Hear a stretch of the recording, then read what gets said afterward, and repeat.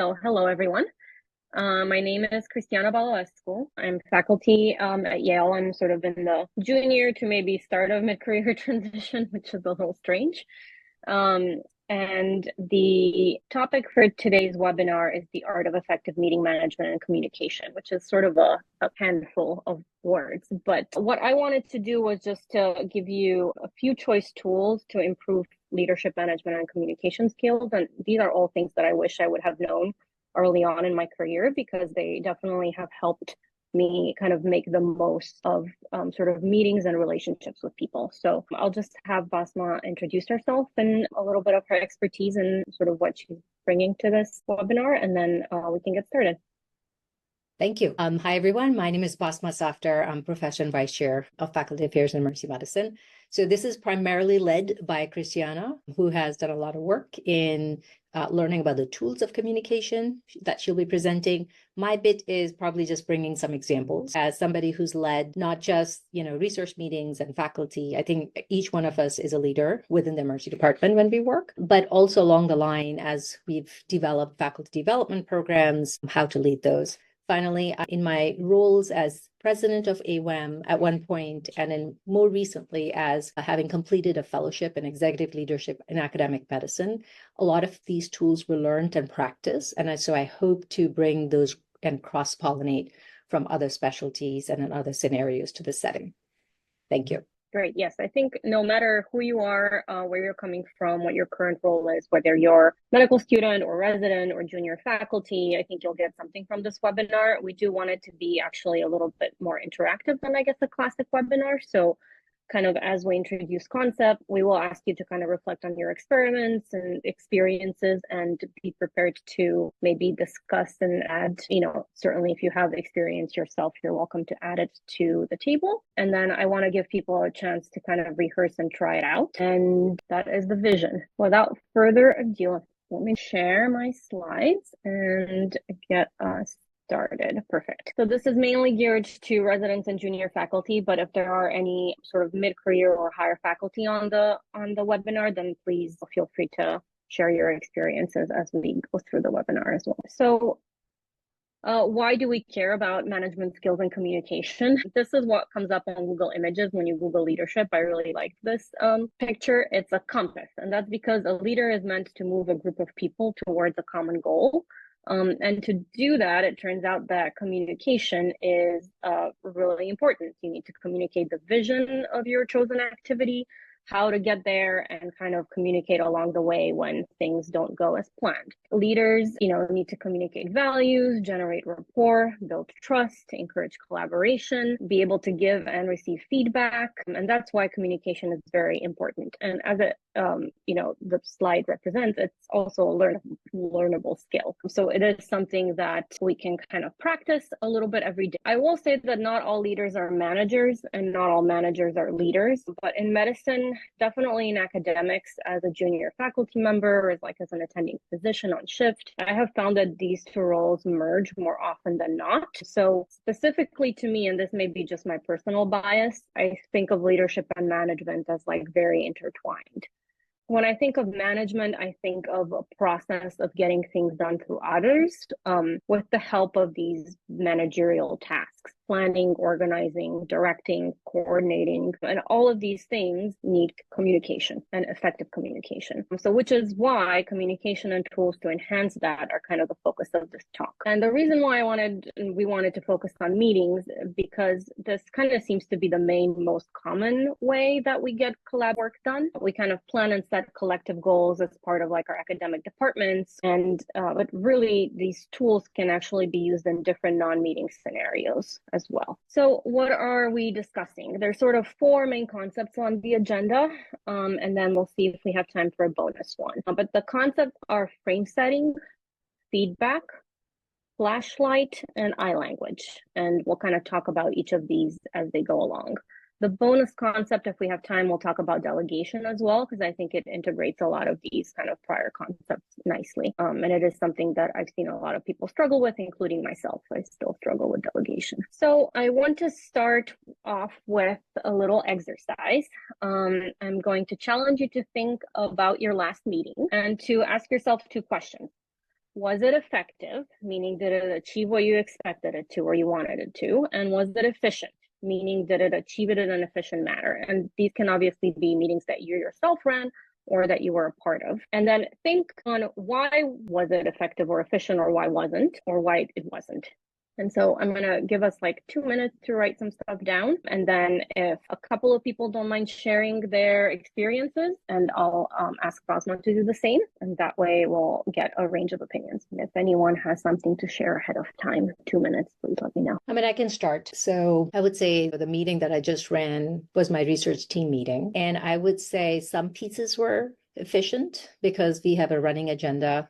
We have kind of communicated from the beginning what are the items. Some of it is report out. So every person who's leading the study, their study is reporting and expecting that. And some parts are not efficient, especially when it comes to brainstorming. So I've actually started certainly dividing the meeting times, or even dividing the meeting types to brainstorming meeting and report out or decisive meeting. I feel, and I think setting them up as such has helped me at least make them more efficient use of time, and also allowing everyone to contribute equally. So yeah, I really like that. I like those terms too. They're very descriptive. Report out. And okay, does anyone else that would please comment?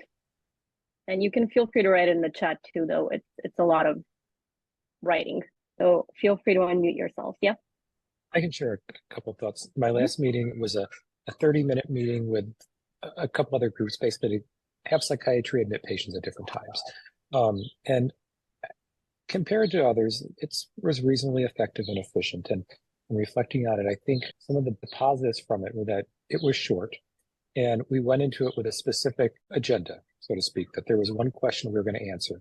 And we started with that question, and we ended summarizing what our answer was to that question. And for effective, I think it was effective. We answered the question, and comment on how we got there. I think I didn't lead it, which normally I would, that I delegated out to someone else who had a different perspective that I think was going to be better respected and better heard by those in attendance.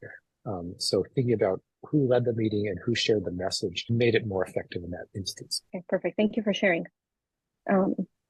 Let's see, anyone else? Chris, you want to share an example of how you, what in attending meetings, when do you find them to be effective?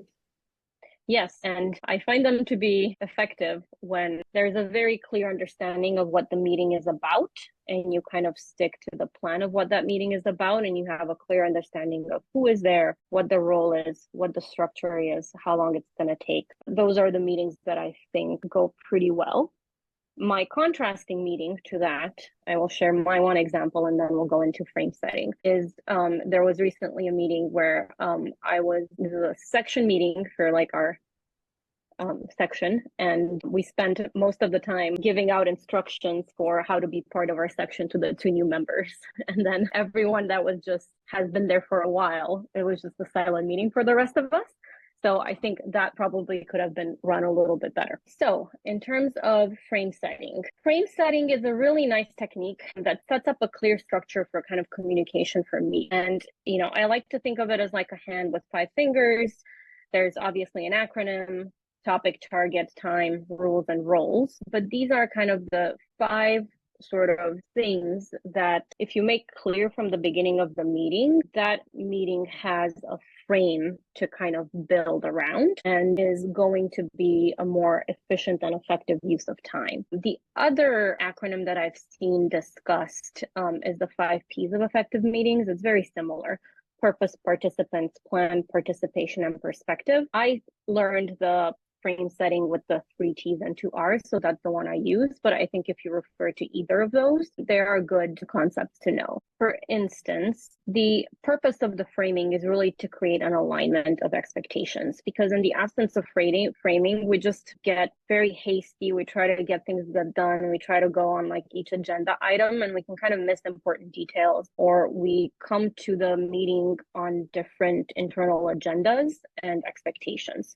So for instance, thinking that a meeting is a brainstorming meeting when it's really just like we need to decide on something, and we've, the time to talk about options was last meeting, not this meeting. This meeting, we just need to decide on the next step. The graphic does a really nice job. It actually shows the different phases of a meeting. Apparently people spend time studying the different phases of a meeting, which is really interesting to me, and the time that's usually spent in each one with good framing and without good framing. Framing is the initial part. Then you have possibilities, action, commitments, which usually results in an action. And usually hardly any time is spent at all on framing. But like we mentioned, oftentimes people are not on the same page. There's a difference between a meeting that is aiming to brainstorm versus a meeting to divide up tasks versus wrapping up a project versus just checking in. And so with optimal energy into a meeting, when you have accurate framing, you can, you spend a little bit more time of framing in the beginning and a lot more on possibilities. And then the action commitments part decreases. So you spend a lot more time kind of generating new ideas and new content and a little bit less running around the circles is the thought here. And this is based on research. I think most of it actually comes less from like medical circles and more from sort of management and industry. So obviously take it with a grain of salt. But I have found framing to be super helpful. And the way you do this is, for instance, for framing this webinar. Today in this webinar, we'll discuss frame setting, feedback, flashlight, and eye language. We need to get through these 4 concepts. We have about an hour, but we'll try to do it in 45 minutes. I will lead. I'll start with defining the concepts and then giving examples. And then I'll pause after each concept. We can discuss, we can ask questions. I'm also going to need someone to type up the minutes and someone to monitor the chat for questions. Any volunteers? And then you can say, person X, you can keep track of questions. Person Y, you focus on action items to write down for next meeting. And that's an example of framing. And you can see it takes 1 minute or less. And as opposed to just starting the meeting, it helps keep people on the same page. And I think Basmah's example from the beginning with brainstorming and versus report out meetings, part of how I think she starts those meetings is probably also different framing for each of those. So how do you frame? I again want you to take maybe like a minute or two, think of your last meeting. And if you can think of these elements of framing and try to identify if they were used or not. And, if that meeting went well, was there framing? How was it achieved? If it didn't, maybe how the framing could have been improved to make that meeting more efficient. I can start again, because the session is really geared towards early career focus folks. I want to use the example of even setting up framing for mentorship meetings. And I use that because every time we have new faculty, it's something that I talk about repeatedly because we're not necessarily taught to how to run a mentorship mentee meeting. And I do think it helps to have framing and have a structure to it, both from a mentee standpoint and a mentor standpoint. And so part of what I at least teach and talk about is the fact that there's a shift between going through medical school resident fellowship from where you're kind of in a more hierarchical structure, academic structure, and are following, as opposed to when you're a new faculty, you are now kind of driving your own course. And so the shift is the understanding that mentorship mentee meeting is really driven by the mentee and has to be structured, and the framing has to be structured by the mentee. And in order to align it with your personal or career goals is having some structure to the mentorship mentee meeting, whether it is, by defined structure or using some kind of an individual development plan. But creating that individual development plan is a communication tool that sets the frame for both mentor and mentee. And so I really I've been trying to promote that because it gives that framing structure, which aligns the whys, that aligns the whats, and then also helps both people divided the short-term goals versus long-term goals, and to do it as an exercise at each mentorship meeting, but at least doing it once a year. Yep, I found that really helpful. Also for myself, it's a framing. You can also frame to yourself. Right. And, for me personally, it was because it took me about 5 years to figure that out. I used to have regular mentorship meeting, and then it took about 5 years to figure out that I have to set the agenda. And I started doing it, and I started sending the agenda ahead of time. Mentorship mentee meetings became far more productive. And then, I would say for a mentee who may be listening in, it's about, after posing the options, like doing the homework and coming up with options so that the mentor can actually help you kind of figure out what serves your path best, but doing the homework ahead of time. I think it's also helpful when, I think most of us are emergency medicine. And so our attention spans may be on a spectrum. And so I found, especially if I am dealing with someone who has a shorter attention span, kind of having that set up in advance and being very intentional about what like the three things or that of that meeting, what I need to achieve, has sort of keep me and the mentor on track as well. Okay. Any thoughts from our participants? Okay. The one thing I will say is when Brenda was talking about the meeting, giving the example of the meeting earlier, did mention something about it being short and a specific agenda. And then there was something else which I wrote down, but now I can't hear it and I cannot read my handwriting, but it made me think of two elements of framing: structure and roles. And that just wanted to point that out. And then this slide goes back to what Basmah was talking about. And I wanted to mention that on a smaller scale, you can use framing for one-on-one meetings. So it doesn't necessarily have to be a large meeting. And also I sometimes use this for emails too, if I want to get a point across or kind of have one of those entire conversations in an email format, which we sometimes have to write. Okay. So the next concept we'll talk about is feedback. And why I thought feedback was important. I think why is feedback important is more of a rhetorical question. I think we sort of all realize the importance of feedback. In medicine, we're continuously learning and growing, and we give a lot of feedback on shift. We give a lot of feedback to trainees. Actually tend to give feedback in ways that are maybe more subtle, but to our mentors as well. And it's definitely important to keep the team going and to kind of correct the course. And so I just want you to think about a time where you were maybe last given feedback, or a time where you last gave feedback and how it felt. Did it feel good? Did it feel bad? Was it helpful? And maybe why? Why do you think it was good or bad or helpful? I guess I can contribute because feedback is kind of a passion area of mine. Great. So it's interesting because the thing about feedback is it's only as good as how you interpret it and how you take it.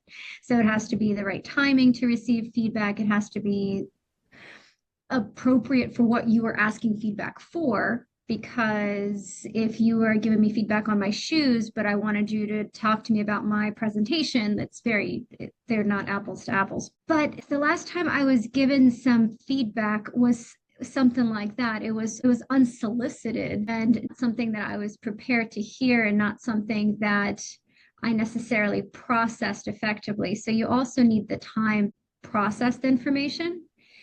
And how much of the feedback do you actually take into account? Because especially for our young learners, when they're getting feedback from every clinical shift and every nurse and every scribe and everybody, that's a ton of feedback and they're in feedback overload. And so you're just overwhelmed with the information. Being able to pull from that feedback patterns as opposed to focused in the minutia of it is also a bit of a challenge too.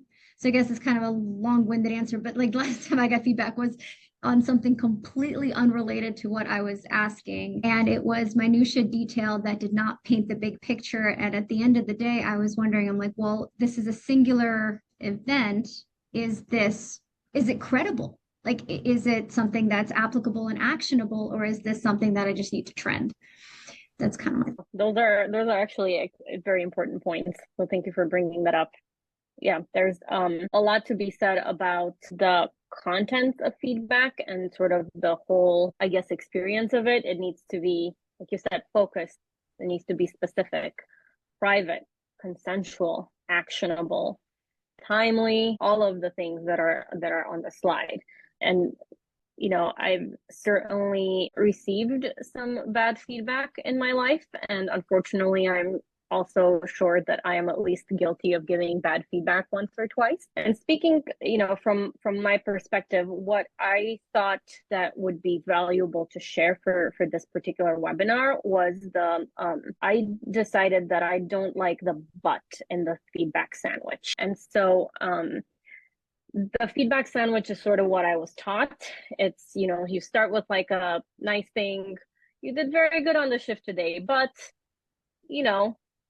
you probably could have given the antibiotics to the septic patient before they got hypotensive and died. And obviously, this is a very bad example of feedback. Like, I would never say that to a person, but I think it exemplifies how the but really focuses on the negative, kind of ignores the positive, even if you tend to lead with the positive. And you also, you kind of hear the negative is really the last thing that people hear, and then they pretty much, at least I do, I block out the rest of the sandwich part that's supposed to make you feel better at the end. And so a better way to do this is, instead of but, to use and in addition. You kind of want to maintain the thing that they do well, or that you do well, and then add like an extra piece of, this is how you can do even better. And so, you can say, I try to actually put the and, and you don't have to say it out loud, but I think it helps me not revert to my old habits. So you can say, I noticed you did really well on shift today. You saw a lot of patients. I think you should continue to do this and get involved and see a variety of pathologies. And in the future, try to communicate a little earlier with me about the sick patients, so we can make sure they get the greatest, like the best care.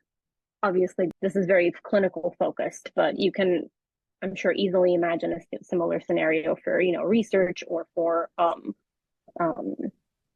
like a project. And then for the person giving feedback, it's important to keep it clear, concrete, constructive, and concise. I think focusing on those kind of 4 concepts is simple enough for me not to kind of get overwhelmed sometimes when I give feedback. You can say a lot of things, but you definitely want to focus on like 1 or 2 concepts.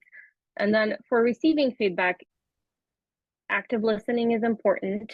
And then, you kind of hinted at that with your example, but you kind of have to decide to use what is helpful from the feedback that you get, and protect yourself against destructive feedback. And what I mean by that is, realize that one perception of you may not necessarily be true, because feedback is very subjective. And the behavior or specific episode that people give feedback on is not represent who you are. So I've sort of decided at some point in my career not to take it as value judgment.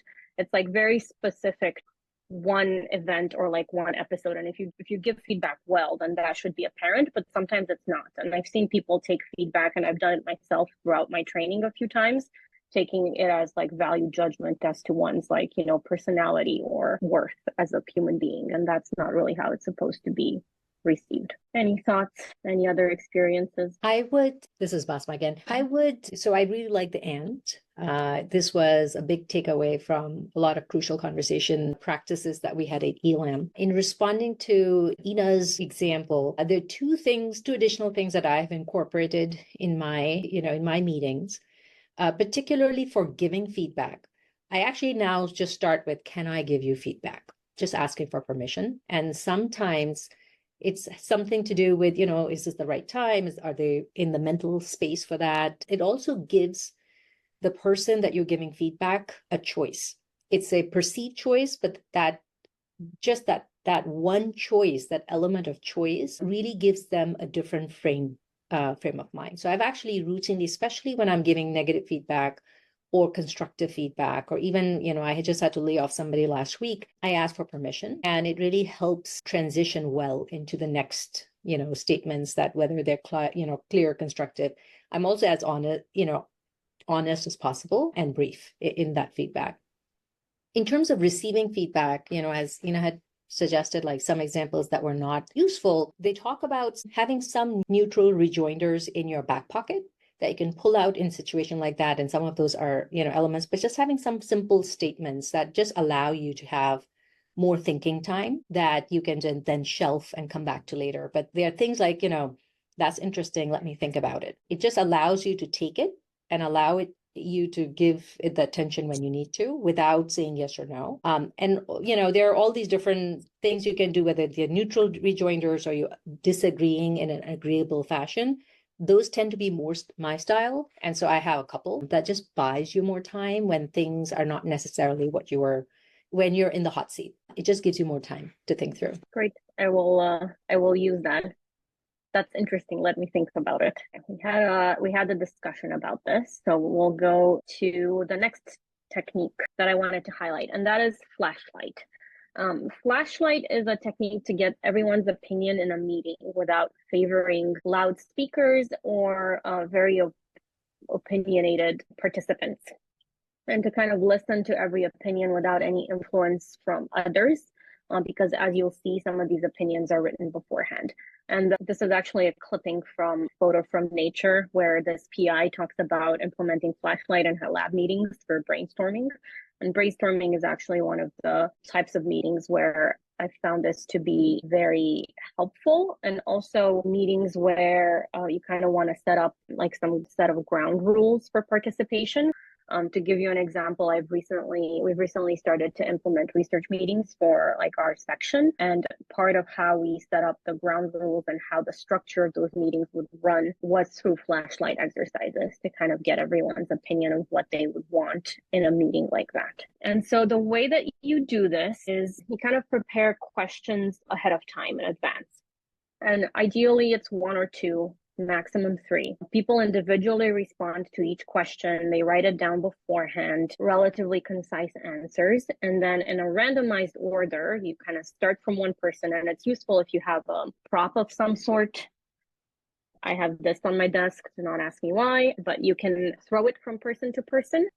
And the person that has it has to say the answers to their question, and then they throw it to another random person in the circle until everyone has gone and then everyone participated. It's all random, and so people have to pay attention. And because all of the opinions are written beforehand, it doesn't really allow for them to be that influenced by one or two people in the group.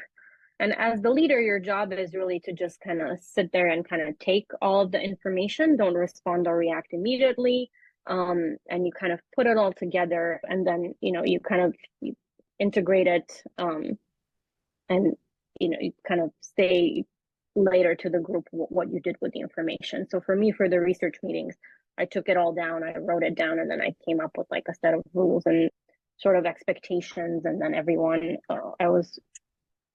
I asked if everyone was on the same page that this is what we were going to do. And so we can do a little bit of an example of that with this question: what were you hoping to learn from this webinar and why? And I will make participation optional because I realize that people may be listening to this on the go, and I would really appreciate if I could hear from we could hear from 3 to 4 people. So maybe take a few seconds to write down an answer and then let us know. Because we have a mixed group, what I wanted to learn was how people address differing opinions within meetings or manage it, especially when they're emotional. I was hoping for the magical key that would help others organize effective meetings. Because although I recognize this framework and we know how this is, we still go to those meetings where they put up the PowerPoint slides and they're literally just reporting data at you. And then, does anyone have any questions? Okay, end of meeting. I was hoping that there was some sort of miracle answer, something that, hey, this is how you could potentially influence others to also conduct effective meetings. I will get back to that. I have a suggestion that was made to me. Anyone else? Yeah, I was hoping to learn a little bit how to redirect meetings when they seem to take a life of their own, but doing it in a more polite way than being like, all right, guys, let's get back on track. Anyone else? Okay, perfect. Thank you. So yes, the magical way is to create a framing from the bottom is what I've heard it referred to.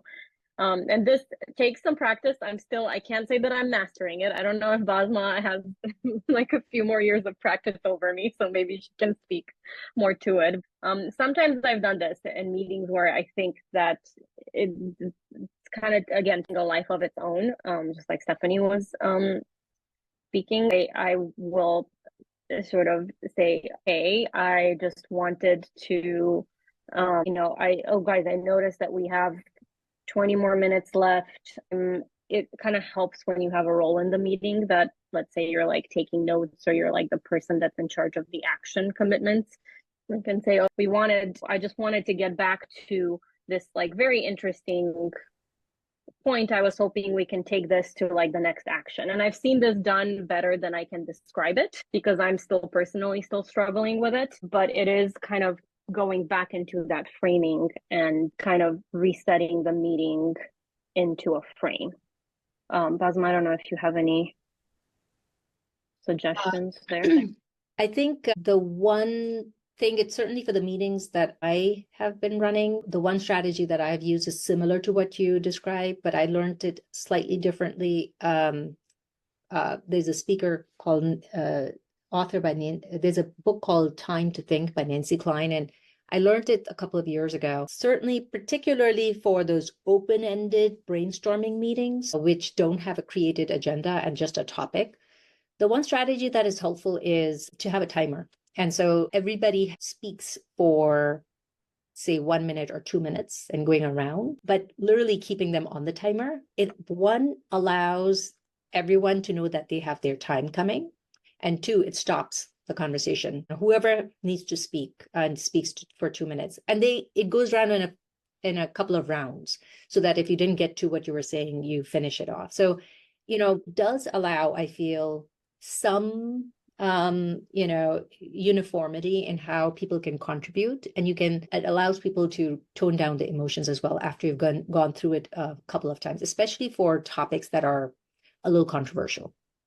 So having some ground rules around it, which one allows everyone to speak and feel that they are heard, and allowing a few times. And it has worked in a couple of times when I've used it. Jim? I've run a fair number of meetings as a chair that have become emotional, and it's not uncommon. And the first thing to do is check your own pulse and stay calm. Brendan's on as well, and he knows that oftentimes if there's an emotional topic, there'll be some ground rules set in advance. Like, these are the expectations, this is the time frame, this is the goal. It's okay to acknowledge those emotions, right? It's okay to also pause and reflect, and then use some active listening and repeat back what you're hearing. Most of the time in medicine, when it's emotional, it's because it is related to something people care about and it's part of their identity. And sometimes you may need to stop the meeting or stop that topic, have some side conversations, bring it back to the next meeting with a follow-up, and have people write down objectively why they feel that way and bring that back. And I would say our meetings have become less disruptive. You can ask Brendan, maybe I'm wrong, but there was a few people who were consistently disruptive. I would meet with them afterwards and ask them why. One of them just needed some help from a coach because they felt like they weren't being heard ever. And everybody had heard them for the 30th time, but it didn't change that no one agreed with them. So, but this is a tough part of the meeting. Like, how do you manage the disruptor?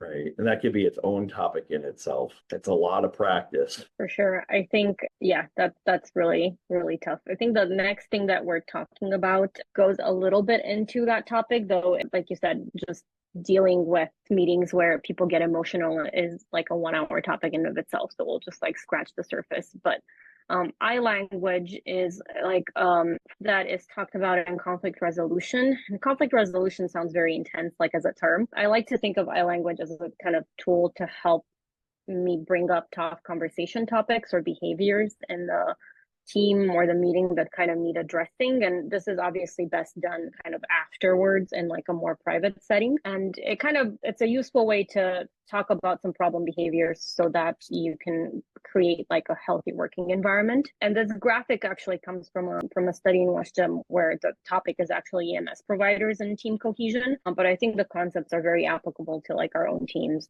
no matter where, and then the ED environment too. And then the conflict management part kind of fits into the leadership cohesion and trust, because really if there's a lot of angry opinions going around, it's really hard to build, trust within that team. And the I language framework really kind of emphasizes more expressing your own feelings, needs, and experiences rather than focusing on placing the blame on the other person or making accusations. And so usually if there's a very emotional meeting, someone can say, oh, you are always cutting me off when I try to say something. Can you please wait until I'm done speaking? That will feel that will make the other person feel very defensive, because you're signaling that the person is the problem, not the behavior. It feels a little bit more personal. So shifting to I and focusing as the behavior as the problem, meaning I noticed that you do this. It makes me feel very uncomfortable. And also it makes me feel like I don't have the chance to contribute to the group. How do you think we could resolve this? That's kind of the difference in the you versus the I language. And the I language has like an acronym too, which there's a lot of acronyms here. Situation, adverse effect, feeling, extension, and request for the partner's response. And so this is more of a sort of a framework, really. So with the S, with the situation, you want to just start by describing the problem. Like, I've noticed you've spoken over me before I end my sentences and taking over the conversation several times now. This is obviously going back to the example that I had earlier. The adverse effect is, what are the consequences? When this happens, it makes it challenging for me to express my ideas and contribute to the discussion effectively. The feeling, that's basically how it affects you. I feel frustrated and unheard. The extension part is you kind of have to bring it one step further and create a context. Like, I understand that meetings can be dynamic and everyone is eager to share their thoughts and everyone has very specific thoughts, but it would really help me if I could finish my points without interactions, because I do believe it would allow us to have a more productive and inclusive discussion. And then your request is sort of like what you want from them. I mean, secretly you want them to like change their behavior, but how you actually achieve that is you ask for their opinion. What do you think of the situation? Can we agree to be more mindful? Can we agree to maybe talk about, some of these feelings at the end to make sure that we, get on the same page, or I understand what is so important to you. Sometimes I have used this tool on one-on-one conversations, particularly in academics, on the topic of, let's say, a project that didn't go well. There was like some misunderstanding where maybe, I felt slighted in some way. And instead of accusing the other person, use this, it actually turned out into a very, very productive conversation. And it unearthed the fact that we were just like on different wavelengths, and each person was thinking very differently about that situation. And so, it sounded like we already had that example. But I don't know if, Basmah, do you have any thoughts on I language and conflicts and managing, emotional meetings? I think you give a great framework. I have found in managing somebody who's coming with a lot of emotions to the meeting, do like to acknowledge their emotions, right? Like, without necessarily taking ownership of what happened, right? And it does help. So just naming their feeling and acknowledging they're frustrated with it, and I feel sorry that you're frustrated, is just a place to start. And then, then we can have that conversation. I also tend to start those conversations with places of strengths. So not necessarily sandwiching, but just acknowledging what went well. Perfect. We are swiftly approaching the end. So I'm just going to say a couple of words on delegation. And I will say that we encounter delegation a lot, even if we do not necessarily to do it, or are, it feels a little weird to do it. And even in a shift, you delegate things to do for patients to like nursing staffs and techs all the time, like giving discharge paperwork or giving them a blanket. And then in a team academically, you are going to be forced to either delegate writing a paper or doing like a lit review to like a medical student or a resident. And it's really nice to have some guidelines. The delegation piece can be time consuming and risky, because if someone doesn't do it well, then you're still responsible for the work. But it can have a lot of benefits. And as we kind of advance in our careers, those benefits become like very, very important to get. And so I will just go to the meat of it, meaning this was actually pretty eye-opening for me when I heard about it. But delegation, or when I heard the approach to it, delegation is really a process with multiple steps. So there's an orientation, support, check-in, feedback, and then more of the same, as opposed to just like a linear, I'm telling you that I need this done. Here's like 3 resources on it, go and do it. The whole concept of like supporting, meaning the guiding, the encouraging, the check-ins, the setting goals ahead of time, and that orientation piece to then come around to in the feedback and see, oh, have we met these goals? Why didn't we meet these goals? is there more support that you need? Were the goals too lofty? Was it too, it's kind of having those conversations and thinking of delegation as like a cycle and a process was really helpful to me, because this is actually one of the times where I found myself very frustrated with people, and it's very easy to slip into kind of blaming the person that you delegate to, even though a lot of the delegation process actually, there's a lot of onus on you as the delegator. So I think for the interest of time, I don't know if there's any thoughts on delegation. I would say yes, delegation is really important, but I think the key that I struggle with, but also recognize, is the importance of surrounding yourself with the A team. So I was actually trying to look up, there's this book about a volleyball coach, and it's one of the managerial books they talk about, in which a lot of their, I think is Getting to Yes or something like that. A lot of their approach is about, delegating. Anything that can be delegated should be delegated, especially as you climb up. And the whole frustration is you can delegate, but if the other person is not prepared, then you're actually less efficient. So the time investment, other than orientation, is surrounding, making the right pick, and then training those people to get to the point that you can delegate. And it gets really frustrating when there's a lot of turnover, for instance, on your team, or if you're just stuck with what they call C-level players, because then it's just much more inefficient. So recognizing those C-level players earlier on and then training the right people is, I think, a big part of delegation. Great, thank you. So these are some book recommendations that Basmah had that I wanted to pass on to everyone. I have the Getting to Yes book. I have not read it yet. And then the next level, so I think the Getting to Yes actually was more about as you rise up and as your responsibilities increase, it's about embracing conflicts and some of the tools of how to embrace conflicts, those difficult conversations. I mean, there are tons, crucial conversations, stuff like that, but I like that one for that reason. And then the next level is about using reflection exercises to really build on your strengths. And that's, I think, a key thing that I have learned and have switched in my leadership. Instead of focusing on the failures and the areas that can be constantly improved, instead focusing on strengths and building on opportunities based on strengths. And I think even as part of not just leadership, but leading other people and those in your roles of mentorship, I've started incorporating those. Thank you. Okay. And then the last slide, this one is fun. It is optional.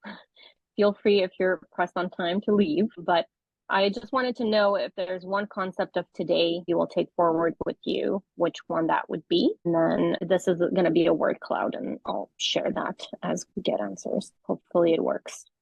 And you can skip the register or giving your name. Yes, you don't have to put your name. Supposed to be activated. This was the experimental part of the framing. We can't see your word. Yes, I am. I can. Okay, that's a nice. It's I like that it is separate ones, which means that each part of the talk has resonated with like a few people, which is nice. It was supposed to be a collection of several sort of pieces of concepts that have been helpful to me, and I hope that they were helpful to you, and they will continue to be so. So thank you so much for joining us, and I hope that this was a good, helpful experience.